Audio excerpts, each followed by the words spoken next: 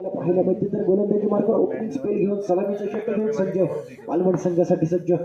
दरम्यान सामन्याला सुरुवात होते. पुढचा सामना नवीन सामना आरंभ होते, प्रारंभ होते, सुरुवात होते या सामन्याची.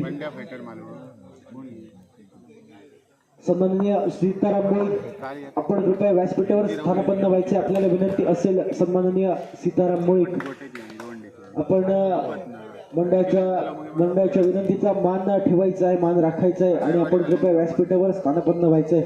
दरम्यान पुन्हा एकदा वळीय मैदानाकडे आतापर्यंत 2 चेंडू, दोन्ही चेंडूवर एकेरी धावेची मोहर उमटवली जाते, एकेरी धावेची वर्णी लावली जाते आणि निश्चितच 3 षटकांचा सामना. प्रत्येक खेळाडू, प्रत्येक संघ निश्चितच सामना जिंकण्यासाठी प्रयत्न करेल आणि 9 चेंडूवर यष्टीचीचा बाद देण्यात येईल. खेळाडू जर पुढे गेला 9 चेंडूवर तर मात्र यष्टीचीत देण्यात येईल. यष्टीचीच यष्टीरक्षकाने केलं तर. उर्वरित नियम आहेत ते पंच आपल्याला सांगतील. दरम्यानचा पुन्हा एकदा चेंडू, 4 चेंडू 4 धाबा. पुन्हा एकदा क्रॅकिंग फटका येतो, वेगवान फटका येतो. पुन्हा एकदा या चेंडूवर सुद्धा 1 धाव, म्हणजेच 2 धाबा. प्रत्येक चेंडूवर धावफलक मात्र हलता ठेवतोय.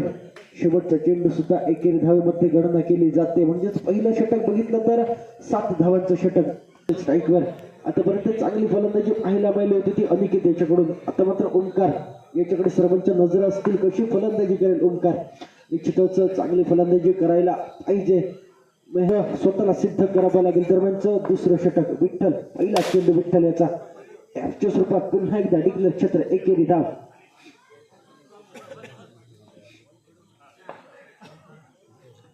थोड्याशा धीम्या गतीने, सावध गतीने, संयमी खेळी करून डावाला एक आकार देण्याचा प्रयत्न करतो, इनिंग बिल्ड करण्याचा प्रयत्न केला जातोय. कारण 9 धावा, 2 चेंडू आणि 9 धावा.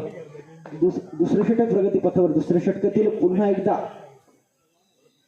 चेंडू मात्र जातोय वाईड, गडी मात्र बाद होतोय. ओंकारेला मात्र माघारी परतावं लागतंय. Jersey number 07 MS Dhoni fan Roshan मात्र फलंदाजी मार्गावर. पहिला चेंडू मात्र जातोय आणि गडी बाद.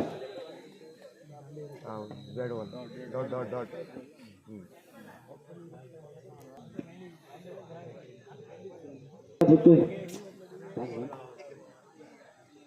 4 चेंडू, धावफलक 10 या धावसंख्येवर. आतापर्यंत अप्रतिम गोलंदाजी पाहायला मिळते.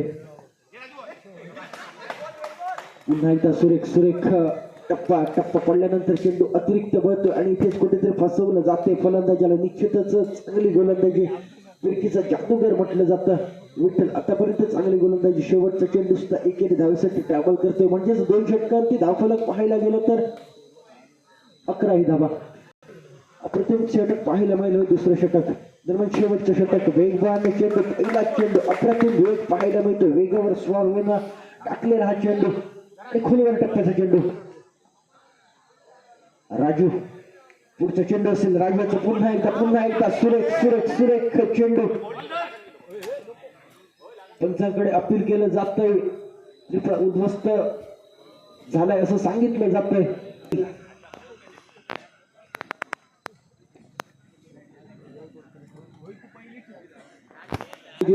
राजू लोडबे याच्याकडून पाहायला मिळते वेगवान चेंडू पाहायला मिळतात. वेगावर स्वार होऊन टाकलेली गोलंदाजी, वेगावर स्वार होऊन टाकलेला हा चेंडू मात्र गडी बाद होतो. निश्चितच चांगला पुढचा चेंडू पुन्हा एकदा टप्पा, अचूक टप्पा, चांगला चेंडू, वेगवान चेंडू. सुद्धा चेंडू समजत नाहीये फलंदाजाला. चेंडू मात्र जातोय निर्धाव. सलगचे 3ही चेंडू निर्धाव जात आहेत. आता मात्र लेग बाईकच्या स्वरूपात 1 धाव. बऱ्याच अंतराने 1 धाव असूल केली जाते. दरम्यान धावफलक 12 या धावसंख्येवर 1 धावा. शेवटचे 2 चेंडू असतील. पुन्हा एकदा सुरेख चेंडू, पुन्हा एकदा अप्रतिम चेंडू पाहायला मिळतोय. गडी बाद होतोय, त्रिफळा उद्ध्वस्त केला जातोय. ती गोलंदाजी पाहायला मिळते. राजू केवळ 1च धाव खर्च करतोय, तब्बल 2 गडी बाद केल्या करण्याचा शेवटचा चेंडू असेल. या डावाची सांगता करणारा चेंडू असेल. पुन्हा एकदा सुरेख चेंडू. आता काय आला केदार स्पेलमध्ये, डेथ ओव्हरच्या स्पेलमध्ये अप्रतिम गोलंदाजी पाहायला मिळते राजू लोडबे याच्याकडून. दरम्यान धावसंख्या स्थिरावते ती 12 या धावसंख्येवर. 13 धावांचं उद्दिष्ट असेल. आहे ते पार करण्यासाठी सलामीची जोडी मैदानात येते. एका बाजूला विनय हेंजळेकर फ्रॉम आडेली वायरी आडबन माफ करा.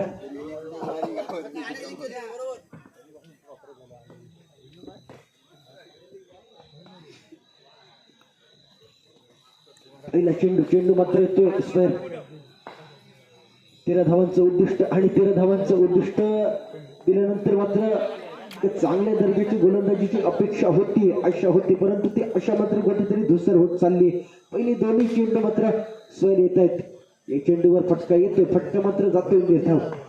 मात्र धावफलक खुललं जातं पहिल्याच 2 अतिरिक्त धावांनी.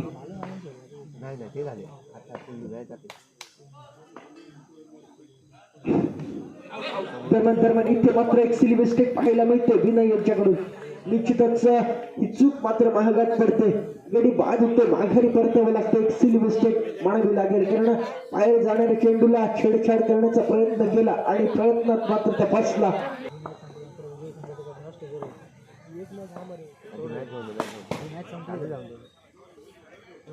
दरम्यान पुन्हा एकदा एकेरी धाव. फुलटॉस प्रकारचा चेंडू, त्यावर 1 धाव अर्जित केली जाते, 1 धाव लिहिली जाते. निश्चितच 13 धावांचं टोटल, थोडंसं टोटल जास्त असतं तर अजून मजा आली असते, परंतु लो स्कोरिंग टोटल सुद्धा हाय व्होल्टेज ड्रामामध्ये क्रिएट करू शकतो गोलंदाजांमध्ये. ती ताकद, ती गुणवत्ता सिद्ध करावी लागेल. मात्र गोलंदाजांना आपली क्षमता दाखवून द्यावी लागेल प्रत्येक फलंदाजाला. दरम्यानचा चेंडू पुन्हा एकदा टॅपच्या स्वरूपात मारलेला फटका. विठ्ठल याच्या बॅटमधून आलेला हा पहिल्या धावेचा फटका.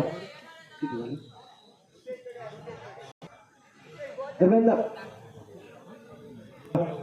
पहिल्या वेळी षटकांती धावफलक पाहायला मिळते 5 धावा.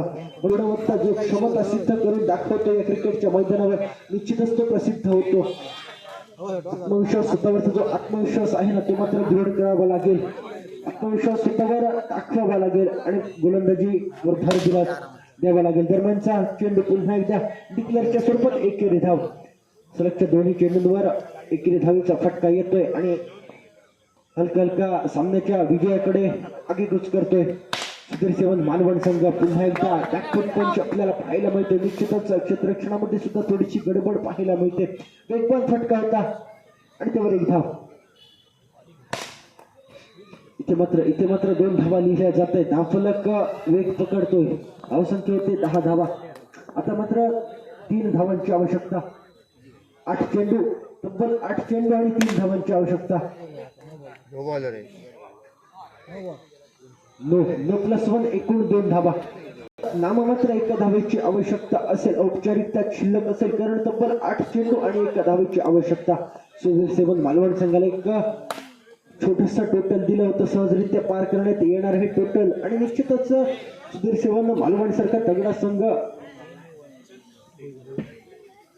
सुधीर सेवन मालवण संघ, आपणास विनंती असेल आपण कृपया व्यासपीठावर यायचं. आपला एक प्रतिनिधी